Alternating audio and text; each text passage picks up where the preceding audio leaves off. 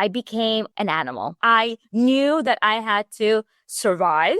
I wanted to leave my own legacy. I need to do this on my terms. When there is a desire, burning desire in you, when there is a will, there is a way. This dream will have to come to fruition one way or another. I'm always finding ways to do something new, to step out of my comfort zone, make myself feel uncomfortable. And if it's scary, it's great. I'm on the right path. Top leaders, meaningful conversation, actionable advice, bulldoze complacency, ignite inspiration, create impact. Produced by the Southwestern family of companies. This is the Action Catalyst. Are you interested in advertising with the Action Catalyst? Our listeners could be hearing about your brand right here, right now. For details, shoot us an email at info@theactioncatalyst.com. Today's guest is Liana Zavo, a highly accomplished PR executive, global speaker, Forbes thought leader, and CEO of Zavo Media PR Group, where she leads a team of dedicated professionals across 12 countries. She is also an author of the book Be Epic, available now. Hello, Liana. How are you? I'm doing great. Thank you so much for this opportunity. Hey, thank you for being here. So we have come to talk about, which I think is going to be an incredibly fascinating topic, especially this day and age. Crisis management, brand management, not wrong or right, but there just definitely seems to be a lot of sensitivity in audiences. Really wanted to start with, can you share a little bit about your super interesting, unique journey to where you are now? Absolutely. It all started when I was swayed from my goals and dreams and aspirations. As a young girl in high school, I wanted to be just like my grandmother, and she was a journalist in Russia. And so it all started when I heard her stories. She was leaving a legacy behind, and the legacy was tell your stories authentically. And she taught me that in itself. It's the art of storytelling. And I was so blessed to have met her in my life and witnessed that. And when I decided to get into PR, it all was because of her. She taught me the art of communications. She taught me that it is such a beautiful thing to tell other people's stories, to elevate their presence, to inspire audiences. There's so much you can do. And as a college dropout, I decided to drop that out of what I was pursuing at the time because I couldn't pursue communications. My parents were not set on that idea because I had to travel a lot and they wanted me to be more conservative and stay back home and, do what a good little Jewish girl should do, How long have you been in the States? Since I was 9 years old. Sorry, I just have to, I bring all this up because I think so much of it speaks to your story, not just as a, strong, powerful female, but also a female with diversity. This isn't your original country. This isn't your original language, even though I'm sure you were taught English from a very young age. But I also think that really speaks a lot to who you are and your story as well. Well, I speak 5 languages. Of course you do. Love languages. And of course, English is something that I was taught from a young age. I think I was just blessed to have that in my family. My parents spoke it, and my mom used to read amazing books. She even named my sister Virginia, living in Russia. Think about that. Oh my gosh. My name is Virginia, like the state. You're like, how? All right. So here you are. You are defying your parents. You're dropping out of college, single mom. Odds are against you in so many ways. What happens next? I decided to go and pursue what I was really passionate about, and that was styling. I love to style myself. I styled my mom, my dad. My dad would always ask, well, what tie goes with this shirt? My mom, I used to tell her, Mom, do not dress like this. This is not the way you should be dressing in America. She took my, advice. I went shopping with her from a young age. So that was just a hobby, and I loved doing it. And so I said to myself, I dropped out of college. I have a 1-year-old in my arms, and I was about 20. I got divorced at that time as well. So everything just happened within the 3-year span. And I decided to go into personal styling. Not only did I open up my own styling concierge company at the age of 22, but I also did other things on the side. I said, you know what? Maybe I should also go into real estate. Maybe I should also get my Series 6 and 63. There was so much that I did because I knew that the more I have under my belt, because also I have this voice in the back of my mind, you did not graduate, you're a college dropout. Mind you, my mother, former gynecologist, my father, they all have college education. And I was such a great student in high school. Like, I tell you, I had all AP classes and I was that honor roll student. And then I'm dropping out of college. That's like, it doesn't even sit well with me because I was such a proud student. Like, I loved learning. And I said to myself, I need to self-teach myself. I need to hone in on personal development. I need to learn as much as I can, get as many certificates as possible because again, I don't want to sabotage myself because thinking that someone will point a finger and say, well, what do you have under your belt? Like, are you even educated? But life taught me so much that I said, I'm not going to be afraid to take this on. And I think that even if I did graduate college, maybe I wouldn't be as a go-getter I am today. I became an animal, a beast in my own respect. I knew that I had to survive. And even though I come from a great family, my family comes from the hospitality industry, but I knew that I don't want to fall back on any of them. I wanted to leave my own legacy. I need to do this on my terms because my son is looking up to me. And I just knew that I had to consume as much information as possible and hire mentors along the way. And I have. I was very fortunate to find amazing mentors that taught me storytelling, business, and leverage, right? I found the art of leveraging. How can I leverage this relationship in order to get to the next level in my career? How do we get to a PR firm? When there is a will, there is a way. When there is a desire, burning desire in you, and it's always been in the back of my mind. I always wanted to pursue journalism, communications. I grew up with a grandmother who was a journalist. Now think about that. It was always in the back of my mind. And I knew that this dream will have to come to fruition one way or another. But how do I get there? I need to meet the right people. So every woman that I styled, when I was styling for like high top tier hotels in the city, which is like, I would say St. Regis Hotel, I would go to the Plaza Hotel. These women were high caliber, right? They would come from all over the world or even from New York City. And when I used to get them dressed for charities and galas, I would always ask them, like, so what do you do? Like, it was a conversation, right? We always have to find a way to talk about something that's, well, first of all, it's therapeutic. You wear this dress, you wear that, and it's conversation starts. And that's storytelling. And so one of them, she says, I don't know what you're doing really suits you. And I'm like, the light bulb went just off. I'm like, tell me more. She says, I see you as a visionary and I think that you should definitely come and consult from my skincare line. So I know that, this hopefully, this is going to go viral. Her name is Marilla Matan, if she's listening to this. And I know that she'll be very proud of me. She encouraged me to step out of my comfort zone. And mind you, I'm always finding ways, as I told you, to do something new, to step out of my comfort zone, make myself feel uncomfortable. And if it's scary, it's great. I'm on the right path. She tells me, I want you to consult and I want you to take over the line at Bertgift Goodman. And I want you to represent the line. And I'm like, okay, so how does this work? She's like, I will introduce you to my PR agency. They will work with you hand in hand. Don't you worry about it. And at that time, my family was building out a restaurant in New York City on the Upper East Side. So we had the restaurant on 3rd and 60th across the street from Bloomingdale's. Zavo, the name still stands, by the way, if you guys want to pass by. But the restaurant is being built out and I'm trying to pivot now. Right. I'm not trying to say, you know what, the restaurant is going to be there and I'm going to work for my family. It was never in my mind. I said that I will add value to my family's restaurant and that will be the branding. I will bring on a PR team because they will need a lot of that. We're in a city, right?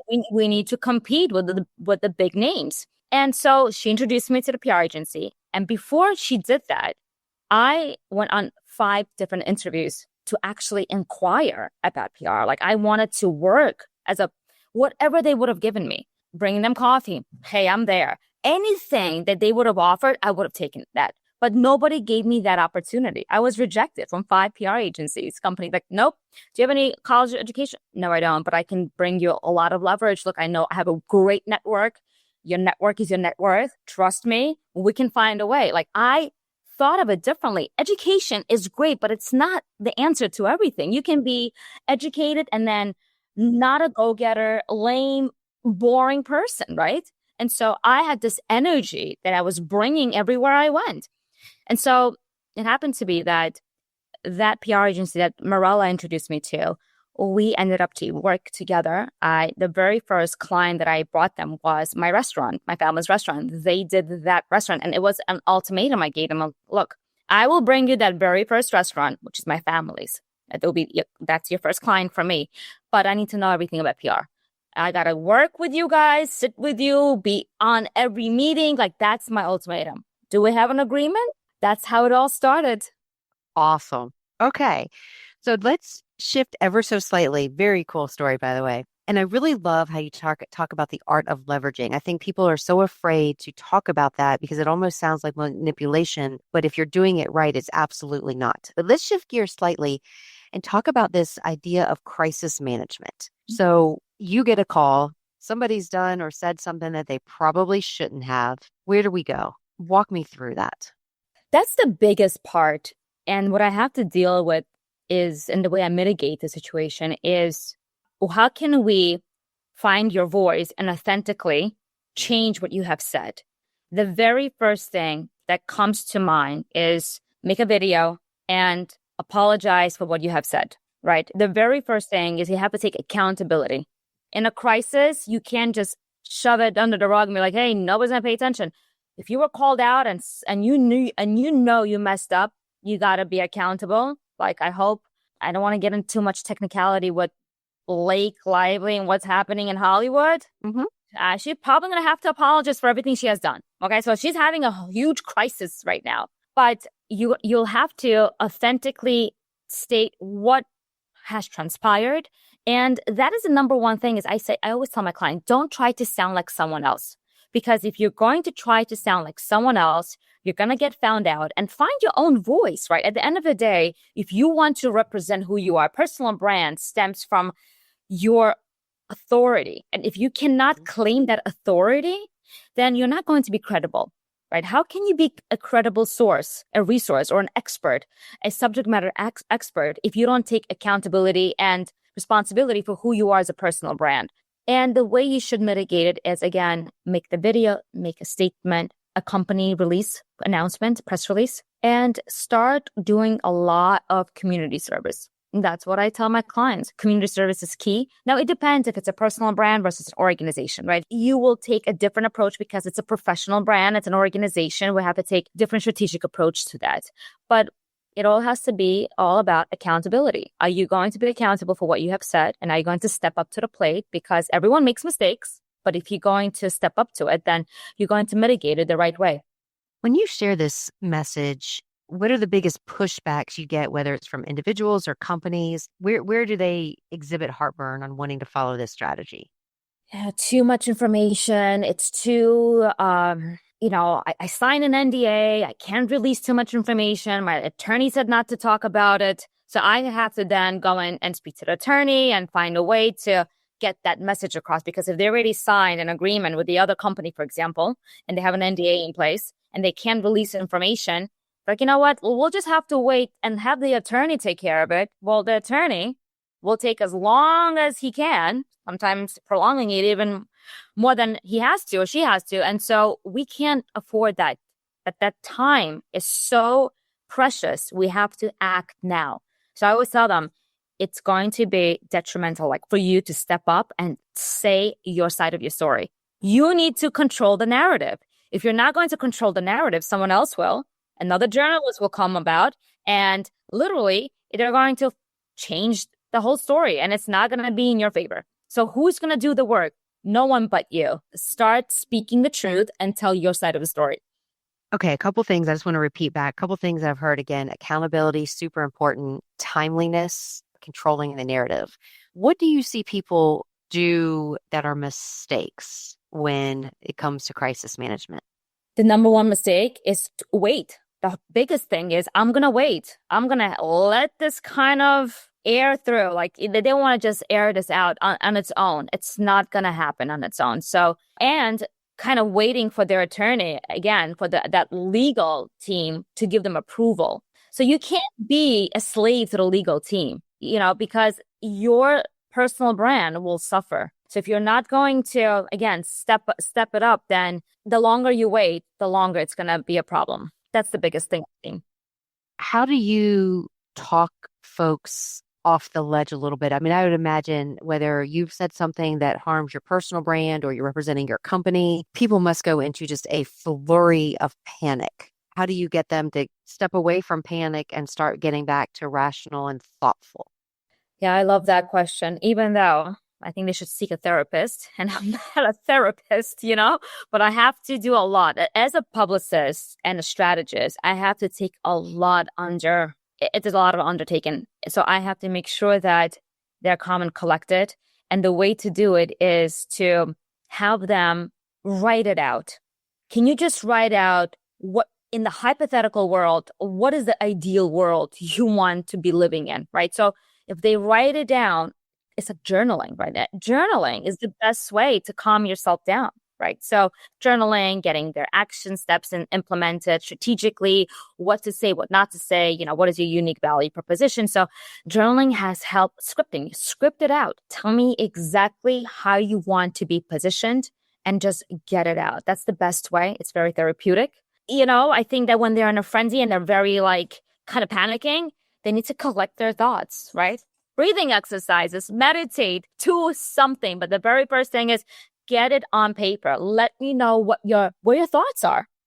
Shifting gears ever so slightly, talk a little bit about branding and reputation. First of all, how would you distinguish the two, brand versus reputation, or are they the same? Walk me through that. They definitely go hand in hand. Not the same, but they go hand in hand. What people say about you when you leave the room is your brand, which is your reputation. Your brand creates your reputation. If you don't have that brand, the brand should be speaking before you even knock on the door, right? If you have an amazing brand, then it should speak volumes, and that will help you get in the door. That's why I always tell my clients, let me Google you before we start working. Let me see what shows up. Let's take a look at your online reputation. What shows up when I Google you? Oh, I have amazing, I'm all over social media, but social media does not give you the reputation. It gives you some sort of visibility, which is great, but it doesn't give you that credibility source. The credibility adds to your reputation. The credibility adds to your branding. Where is that credibility coming from? Is there a third party that validated your story? Are you featured in an exclusive interview? Have you spoken to a journalist and perhaps as a thought leader, did you give any insights? Those are the things that create a very strong brand, a personal brand, professional brand that creates your reputation. If you've never spoken anywhere, if people are not eager to hear from you as a thought leader, do you really have a reputation? But if you always ask, hey, I want you to speak on my stage, come to my panel, do a keynote, because they looked you up, they know that you have credibility, your reputation is there, and you will, again, it's leverage, right? If you have that, you bring leverage to their company. How should you be positioned as a thought leader? The positioning is so crucial, right? If you are not positioned in a certain way, people don't look at you in a credible way. You don't have the reputation. So that adds to the credibility of their organization. So meaty. You just said so many really, really cool things. I want to highlight a couple because I think a common thing that we hear is when people are trying to create a brand, it's all about social media, social media, social media. But what you just said there is so next level thought, and that social media is visibility, but not credibility. So you have to have it. People want to know that you're there, but it doesn't do anything just by simply existing. So you've got to take it one step further to have the visibility, then the credibility, then the brand and the reputation follow. 100%, Stephanie, you got it. Yes, exactly. So let's say I'm a business owner or a leader in a larger organization. Just educate me a smidge on, how could a PR firm really impact my business? In so many ways. I'll give you an example. So I'm working with this nonprofit organization. First of all, before they even hired me, they never thought about PR. PR, they think, oh, PR is for celebrities, but corporate PR is very important. So when they hired me, they knew that, first of all, they understood the concept of what I can do for them. It brings them that elevated presence. Now they're looking for investors. They're looking for donors. Nonprofit organization needs all of that. Donors is what they thrive on. Sponsorships. How do they get those donors and sponsors to trust them? Now, this is a huge trust factor that PR creates for them. So in order for them to be trusted, they will be Googled, right? And so I create that trust factor with press releases, exclusive articles that adds to their portfolio as to why these donors should even have anything to do with them. Another thing is strategic partnerships. What partnerships can a PR team create for this organization, a nonprofit? Who do we know that we can align you with so that you can get the leverage you need, so you can get the best outcome, right? You need the strategic partnership. So events, right? PR creates events. So you can't just be an organization and not have events.